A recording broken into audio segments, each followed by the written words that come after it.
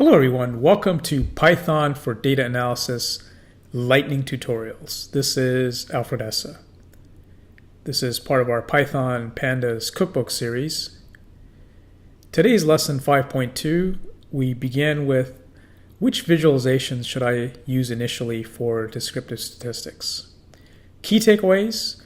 First, I'll introduce you to the Seaborn Python Visualization Library, a very exciting new library for drawing attractive statistical graphics. Key takeaway number 2, will encourage you to work with 5 visualizations: histogram, box plot, kernel density estimation, violin plot, and a cumulative distribution function. Okay, let's have some fun.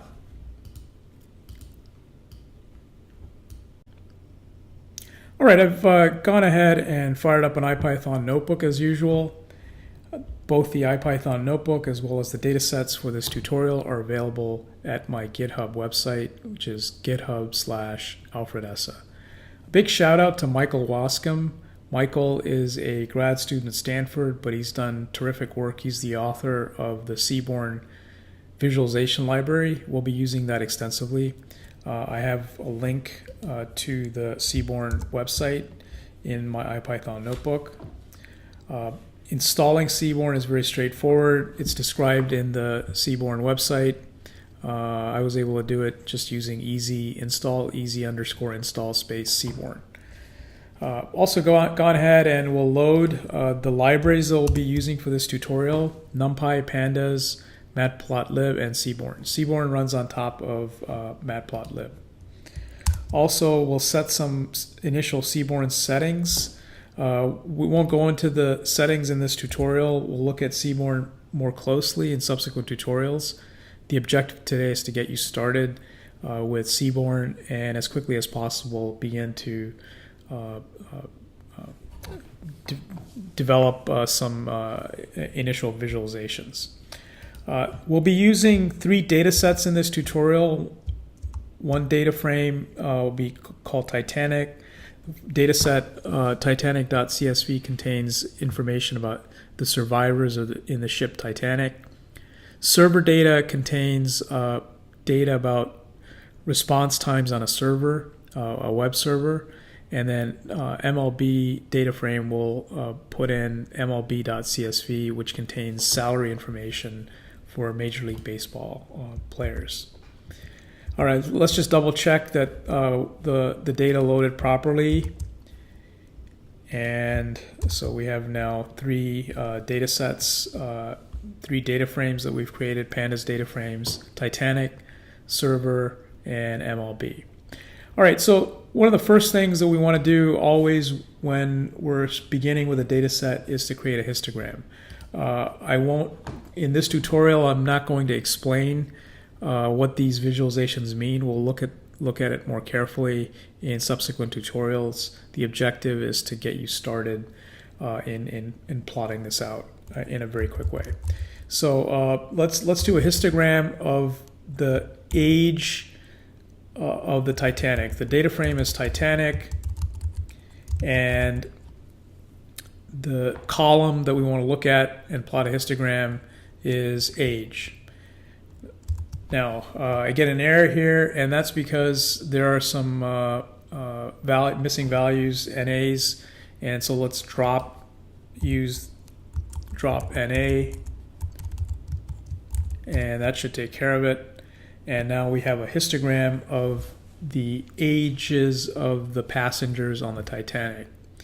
Very, very quickly, we can adjust the number of bins with a histogram by just saying, let's assign 25 bins.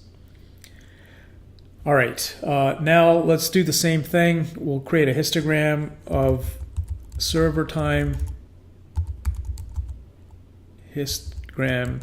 The data frame is server. The column that we want to look at is time. Number of bins, 25. And then let's use a slightly different color. Now we're going to invoke SNS, which is Seaborn, sorry.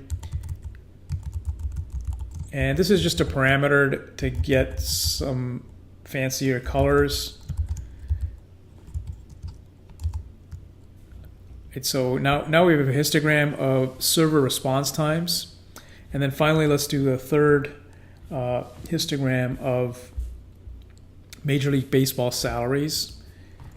And let's do plot, PLT, hist, MLB, salary.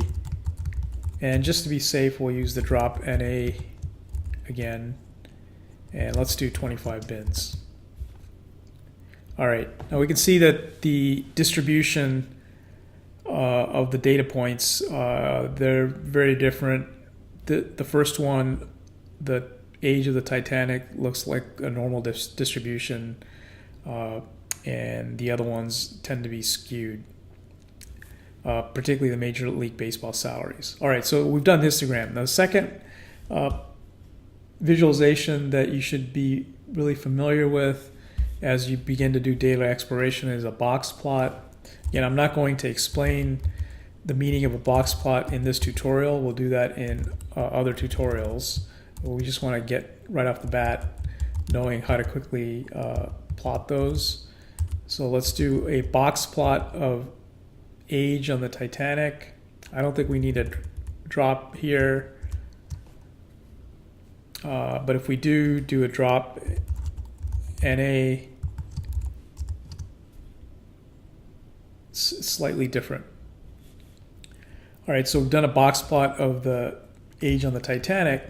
Now, one of the really nice things about SNS or Seaborn is it's able to take as parameters not only the column that we want to look at. So we want to do a box plot of age, but suppose we want to group it by sex.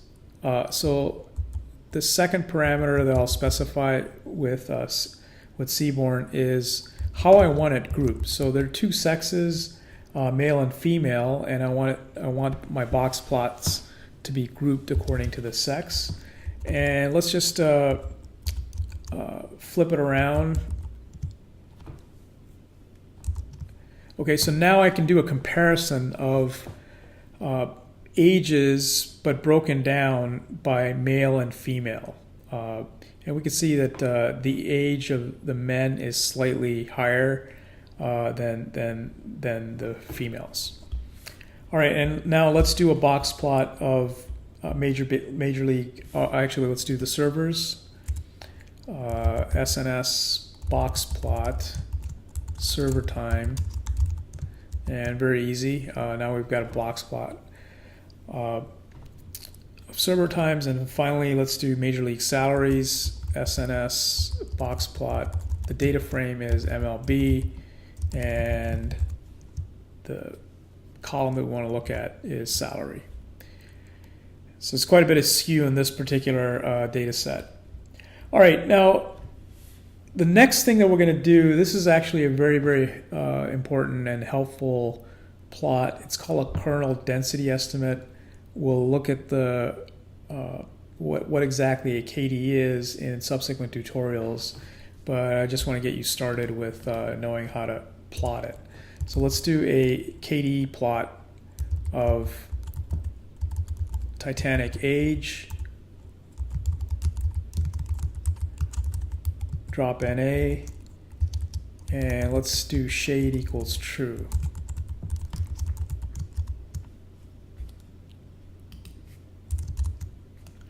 And now we have a KDE plot. This is like a histogram, but it has some advantages over a histogram that we'll go over in subsequent tutorials. And let's do a KDE plot of the server response times.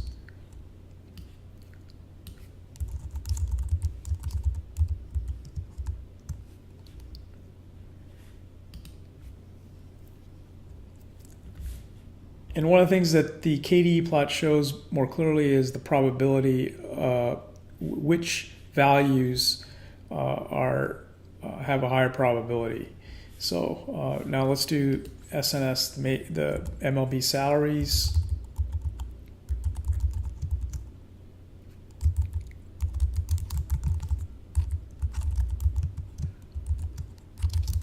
Shade equals true.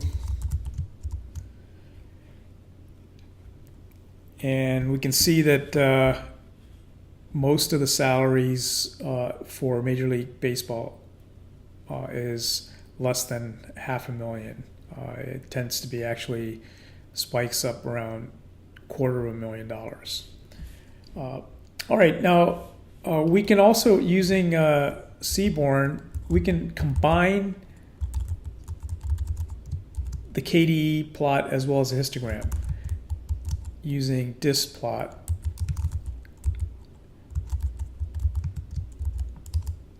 So now we have a histogram of the age of the Titanic passengers, and then overlaid with a KDE plot. Let's do the same thing for the server response times.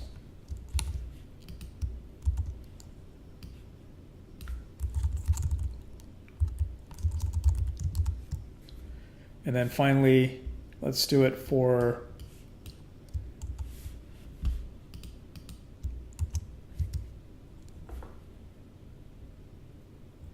MLB salary. All right. Okay, now I'll introduce you to another plot. It's called a violin plot. Violin plot is a box plot combined with a KDE. And you got to see it to believe it. So it's let's just do a violin plot of Titanic age. You know, this is very much like a box plot, but a box plot doesn't show us which values have a high probability. And I can see that by looking at a violin plot, it's a combination of a KDE plot, which shows you the probability distribution. So the ages, 20-year-old, 25-year-old is the highest, and then the structure of the KDE shows you the probability of the various ages. I can also do the same thing where if I want to group the violin plots, so we want to look at age again, but I want it broken down in terms of sex.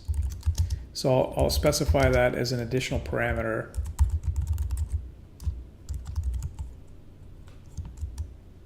And now I have side by side a violin plot of female versus male. And let's take a look at, let's do a violin plot finally of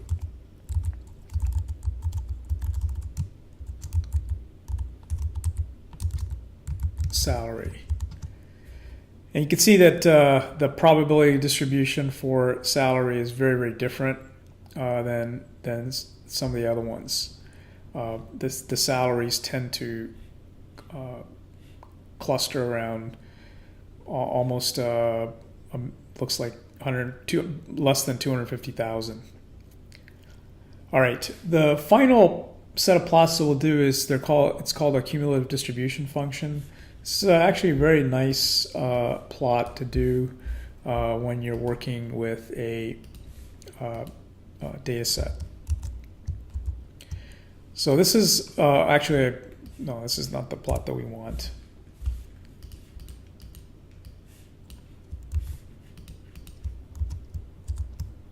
So we'll use the KD plot, except we'll specify the parameter cumulative equals true.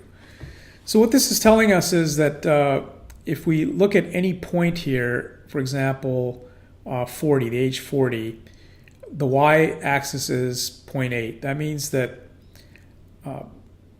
80% of the age of 80% of the passengers in the Titanic was less than 40. As we go up to 60 years old, 60 years in age, pretty much everyone in the Titanic was less than 60 years of age. There are probably a handful of passengers that were greater than 60. So it's a very quick way of looking at percentiles and figuring that out. Let's take a look at, let's do another plot of server response times. and do a cumulative distribution plot of that. And so this tells us, for example, that 1,000 milliseconds, about 70% of the response times is less than 1,000 seconds. Whereas if we want to know 2,000 milliseconds, approximately 90% of the web response was less than 2,000 milliseconds. Finally, let's do a salary, Major League salary.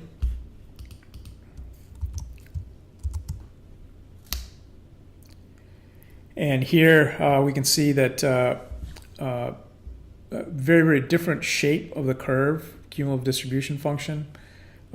Pretty much almost 90% of the players make less than $1 million. Almost 99% looks like make less than $1 million. If we go up to 0.8, 80% of the players make less than 250,000. So this is a very quick way of looking at percentiles and reading that off the cumulative distribution function. All right, so in summary, we've gone over five visualizations that I believe should be a good starting point for initial data exploration. A histogram, a box plot, a KDE plot, then a violin plot, which is a combination, kind of a hybrid of a box plot and a KDE plot, and then finally a cumulative distribution function. We'll spend some more time in detail looking at each of these visualizations, but I hope you'll be able to start practicing doing these visualizations. And I really want to again give a shout out to the Seaborn visualization library created by Michael Wascom at Stanford University. Thank you for joining, and we'll see you next time.